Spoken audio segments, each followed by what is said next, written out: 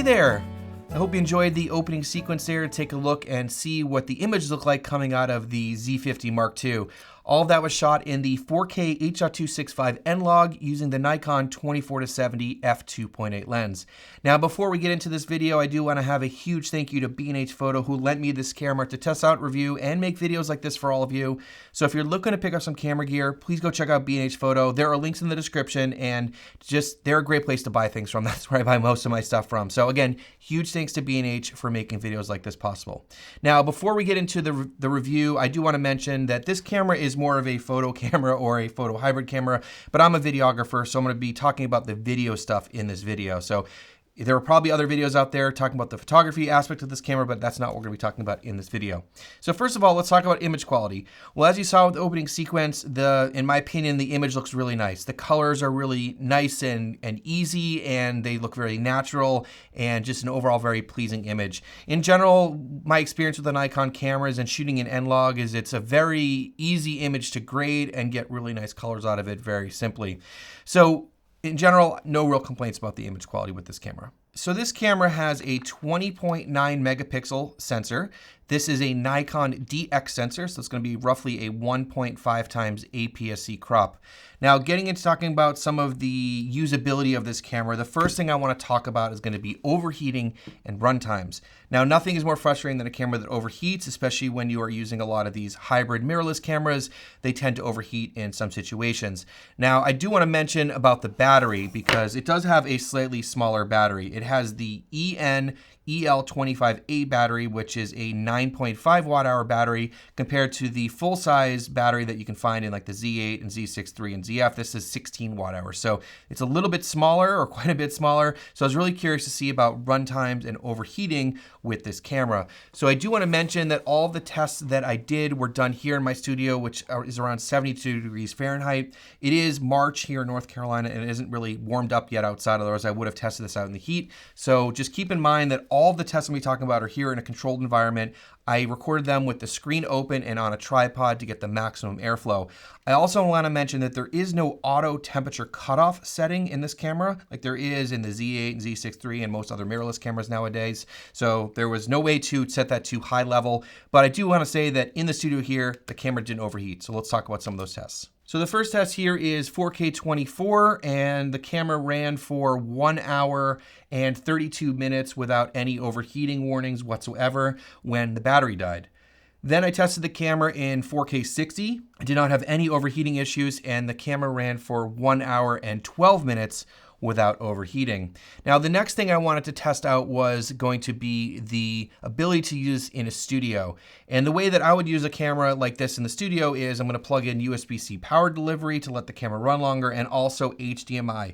A lot of cameras, when you plug in HDMI and or USB-C power delivery, the camera can get warmer and overheat more quickly. So in this test here, when I ran the camera with USB-C power delivery and HDMI, basically, I had to reformat the card after 2 hours and 5 minutes, but I ran through 2 full cards with no overheat warning whatsoever. So it gave me 4 hours and 10 minutes when I stopped doing the testing. So I have to say, if you are recording into this camera in the studio, you know, with USB-C power delivery, HDMI, whatever you want to do, in a controlled environment, it runs and it does not overheat. I didn't have any issues whatsoever. Of course, out in the heat, your mileage may vary, but I can't test that at the moment. The next thing I want to talk about was with streaming. So there's 2 ways you can use this camera for streaming. You can use USB streaming, and then you can use HDMI out to a capture card. I did use this on a stream last week with HDMI out to a capture card. Didn't have any issues whatsoever. The stream was about 2 hours long.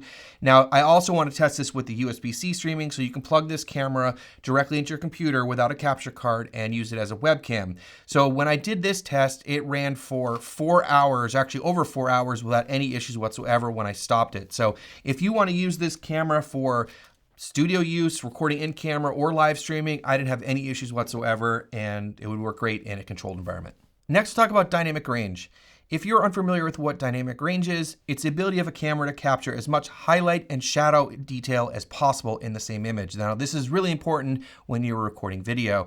So for this comparison, I used the Nikon Z50 Mark II, and I compared it with my Nikon Z8. Now, the Z8 has the same sensor and image quality as their flagship Z9. when I was doing this comparison, I shot both cameras in their H.265 10-bit 420 codec because that's the only 4K codec in this camera. We'll talk more about codecs and all that stuff later. Now, you can get more dynamic range in the Z8 when shooting in NRAW, but I wanted to make it more comparable and more fair here to use the same codec between the two cameras.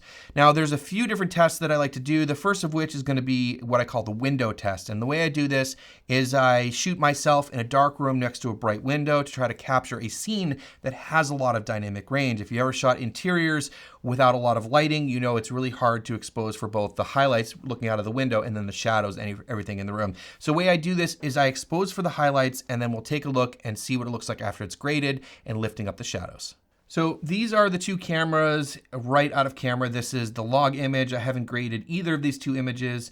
And you can see right off the bat, they look fairly similar when you look out the highlights. Like looking out of the window, they look pretty similar. And again, I exposed for the highlights, so you shouldn't see the highlights clipping on either image.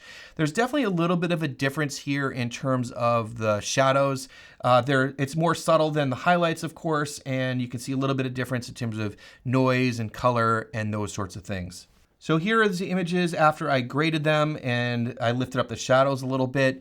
So again, the highlights looking pretty similar here, and I think that a lot has to do with the fact that both of them recorded with the same log profile, the same N-log curve.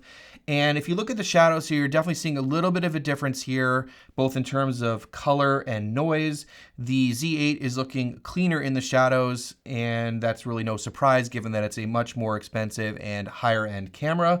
And then let's take a look zooming in here. You can see that the Z8 definitely looks better in the shadows in terms of noise and detail, and I think it holds on to color quite a bit better. So, you know, overall, I'd say the highlights look pretty similar, but the shadows definitely look better on the Z8 here. Next, talk about the latitude or push-pull test. Now, there's a lot of misconception about this. This is not to see if you can over or underexpose the camera, but it's really designed to see how well the camera performs in the extreme highlights and extreme shadows. Now, both of these cameras were exposed properly with a gray card, and the way I did this is I set my zebras to 95. And if you're unfamiliar with Nikon, it has a scale of 0 to 255 for the zebras, and 95 is where you want your zebras on a gray card. So I expose properly, and then what I do is I over or underexpose the image using the aperture, and then I correct the image in post. All right, so starting off here with the overexposure test, and these images are both been graded using color space transforms and a little bit of adjustment in terms of contrast and saturation and those sorts of things, but I didn't make any color adjustments here. Now, looking at 3 stops overexposed and 4 stops overexposed, I think both cameras look perfect and hold on to color really well. At 5 stops, they both break, which is really common, but look really similar here. Now, looking into the underexposure test, starting off at 0 stops as our baseline. At 1 stop, both cameras perform really well. Once you hit 2 stops, you see a little bit more of a difference here. There's more noise on the Z50 Mark II. The Z8 is definitely cleaner at 3 stops under, and at 4 stops, both are pretty much a mess.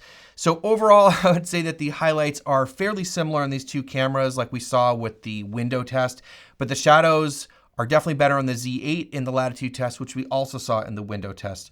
Of course, like I said before, if you shoot the Z8 in RAW, you will definitely get more dynamic range. But putting this in perspective, though, we're comparing a $900 camera here to Nikon's top-of-the-line Z8 and Z9 cameras. Next, take a look at the low light or high ISO performance of these two cameras. I do want to mention that I had the high ISO noise reduction setting set to normal on both cameras. Now, in terms of low light performance and how clean the image is in higher ISOs, this camera does fine. It's not amazing, but it's also not terrible. And when we are comparing it here against the Nikon Z8, you also have to keep in mind that the Z8 has a second base ISO at 4000, which you can see cleaning up right here. So that definitely helps out in that middle to high ISO range of the Z8.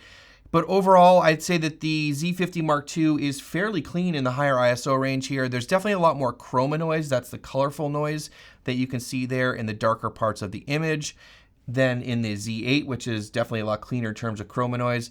But overall, I'd say that, like I said, this camera does pretty well, especially for a $900 APS-C camera. Definitely not a low light specialist, but I think it does fine, especially in that middle ISO range. Next, talk about rolling shutter and the sensor readout speed. Now, the sensor readout speed or the rolling shutter performance is really only going to matter if the camera is moving quickly or the subject is moving quickly, and you can start to see some skewed lines and those sorts of things. So taking a look at this panning test here, you can see that, it's not great, but it's not terrible. We are getting some of that slanty line if you look at that, and some sort of jello-y, wiggly stuff.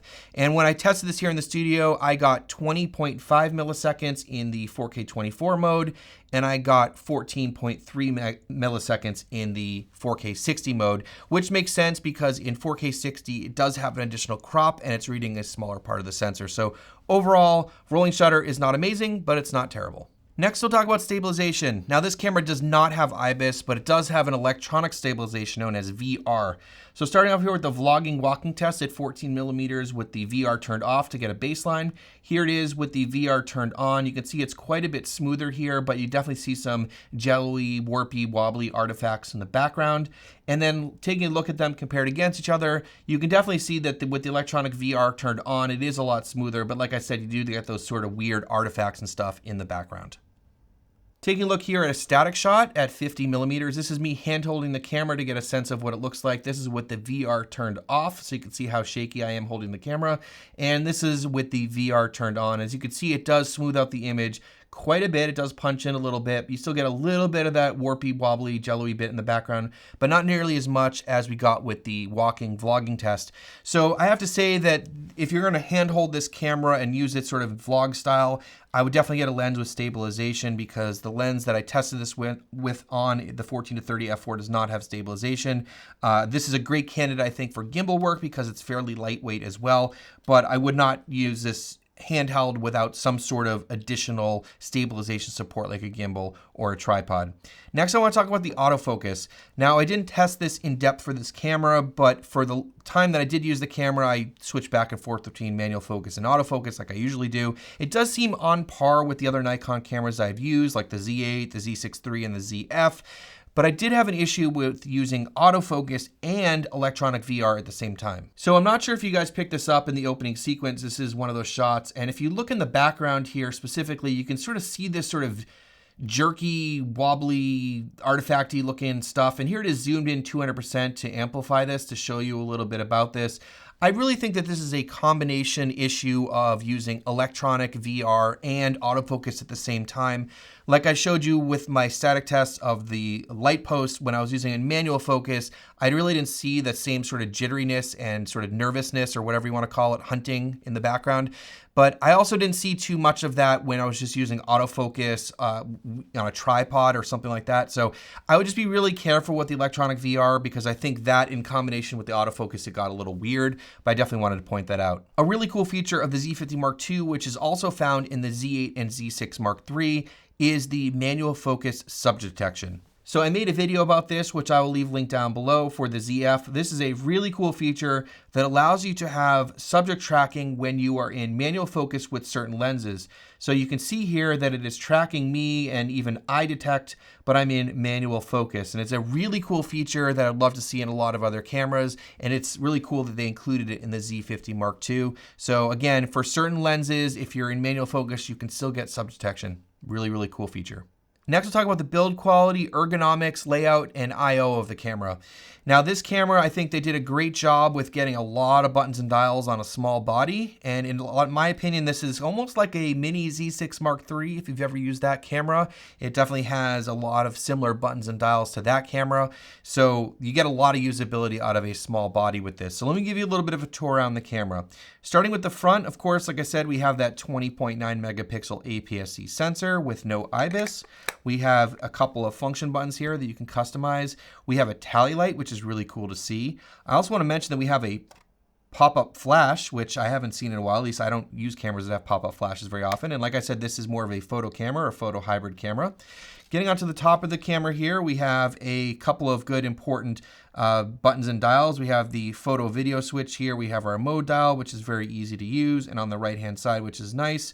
The on-off switches here, which I find you get used to it pretty quickly. We have 3 buttons here, which is great: record, ISO, and exposure compensation, which you can reprogram. I usually set this to peaking. And we have nice dials for exposure. We have one on the front here and one on the top. Unfortunately, we do not have a third wheel on the back, but in the Nikon fashion, you just hold down the ISO button, and then you can control the ISO by turning this top wheel here. Now onto the back of the camera, there's a couple things I want to point out here. You can see there's a ton of buttons here that you can customize and do a bunch of stuff with, which is awesome. We also have an EVF, which is actually a really important thing because a lot of the cameras in this price point and in terms of specs and things like that do not have an EVF. We'll talk about that a little bit later. We do have a fully articulating flip screen. I don't really have too much of an issue with the LCD screen or the EVF. They're not amazing, but for the size and price point, they're okay. The EVF is a little bit small, but like I said, this is a small camera. Now onto the port side of the camera, we have a mic jack, headphone jack, micro HDMI, unfortunately, but it is what it is. And we also have USB-C power delivery, which you can run the camera on or plug in for USB streaming, like I mentioned before. Onto the grip side of the camera, nothing really to report here other than they have these triangle flappy bits, which I wish all camera manufacturers got rid of. But I do want to mention that the grip feels really good for the size of the camera. It's nice and deep, and it gives you a lot to hold on to, especially if you have a bigger lens. So I think they did a really great job with the grip. As most of the Nikon cameras that I've used before, they do have really nice grips, like the Z8 and the Z6 Mark III. ZF, different camera.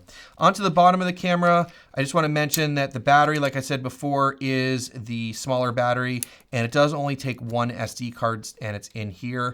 If you're curious about SD card recommendations, I recommend the ProGrade 256 gigabyte card. I'll leave a link for this in the description. I don't love when cameras put their SD cards in the battery slot, but at least this one is far enough away from the quarter 20 that you don't have to take the base plate off to get into the battery or to get the card out. So overall, I think the build quality is nice on this camera, and it's definitely a little bit on the lighter side because it is a smaller camera, but for the size of the camera, it's got a little bit of weight to it, which definitely makes it feel really nice. In terms of the resolutions, frame rates, and codecs in the Z50 Mark II, you can shoot up to 4K 30 with the full sensor readout, which again, remember, is an APS-C sensor. And you can also record 4K 60, but it applies an additional 1.5 times crop.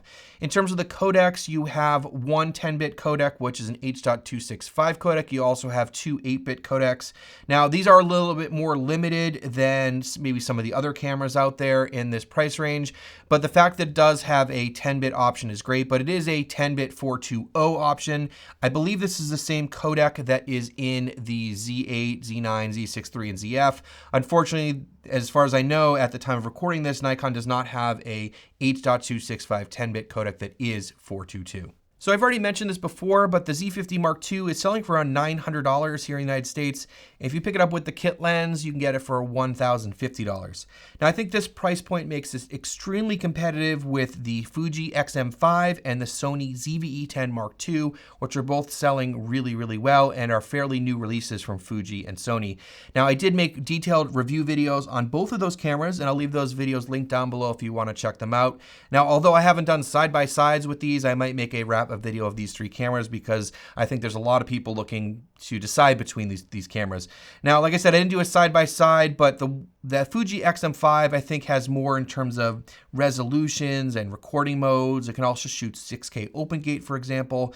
I think one of the big benefits that the Z50 Mark II has over the other two cameras is that it has an EVF. So if you're doing photography or if you prefer shooting with an EVF, that is a huge advantage in my opinion that it has that. If you don't care about an EVF, then it's not an advantage for you. The next is the Sony ZV-E10 Mark II. To me, the Sony camera has a better lens selection. It probably has better autofocus performance, although I didn't test it. But like I said before, one of the big advantages is that the Nikon has an EVF and the ZV-E10 does not. None of those cameras have IBIS, and they're very similar in terms of a lot of their specs and stuff like that. So I think it's very competitive with the other cameras, and if you're already in the Nikon world or considering jumping into the Nikon world, then this is definitely a great option if you're looking for a camera sort of in that price point. In terms of Canon, they don't currently have a competitor to this around this price point. There are some cameras coming out soon. I'm not sure what they're going to be exactly. I think the closest thing is probably the R7 or the R8, even though that's the R8's full frame, but they're a little bit more expensive, although they do have an EVF.